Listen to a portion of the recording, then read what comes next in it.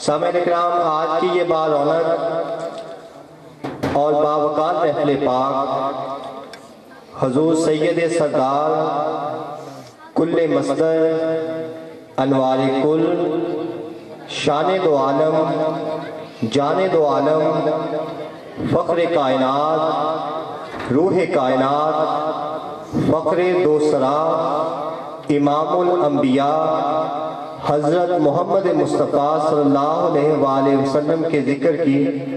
محفل پر انوار ہے۔ امید کرتا ہوں کہ سامعین اس پاکیزہ ذکر کو سبحان اللہ، الحمدللہ اور ماشاءاللہ کی صداؤں میں سماعت فرمائیں گے۔ اگر چشم بصیرت سے دیکھا جائے تو ان مظاہر کائنات کی اصل نور محمدی صلی اللہ علیہ وآلہ وسلم ہے، جو امر کن کا نقش اول ہے۔ اللہ رب العزت نے اپنے پیارے حبیب علیہ الصلوۃ والتسلیم کو اپنی ذات کا مظہر بنا کر اس دنیا میں مبعوث فرمایا۔ آپ کا ظہور بشری 12 ربیع الاول کو سید عبداللہ علیہ السلام کے گھر سیدہ آمنہ علیہ السلام کی گود میں ہوا، جس سے تاریخ عالم ایک ایسے دور میں داخل ہوئی جس نے نئی تہذیب و تمدن کو جنم دیا۔ سامعین اکرام، کریم آقا صلی اللہ علیہ وآلہ وسلم کا ذکر ازل تا ابد جاری و ساری ہے۔ اللہ رب العزت نے آپ کا چرچا آپ کو وجود میں لانے سے بہت پہلے کر دیا۔ عرش بری پر رب تعالیٰ نے اپنے نام کے ساتھ آپ کا نام رقم کیا، فرشتے آپ کا نام جپتے رہے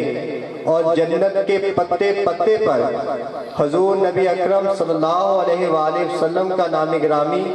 جلوہ گر رہا۔ اور اگر آج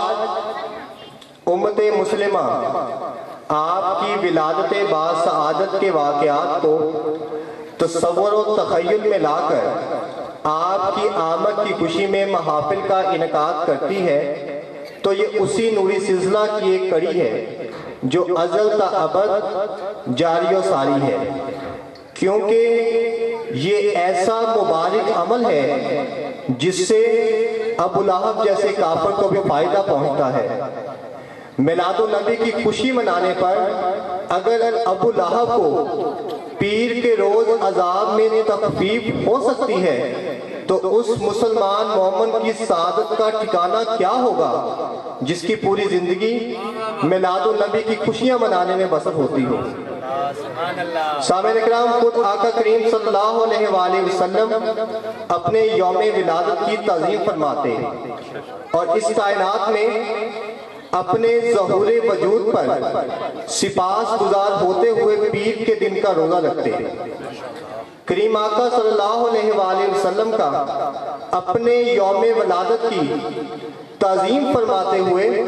تحدیث سے نعمت کا شکر بجا لانا حکم خداوندی تھا، کیونکہ آپ صلی اللہ علیہ وآلہ وسلم کے وجود مسعود کے تصدق و توسل سے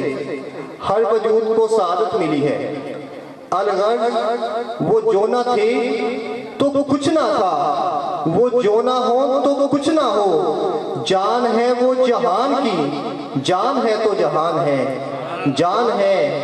تو جہان ہے۔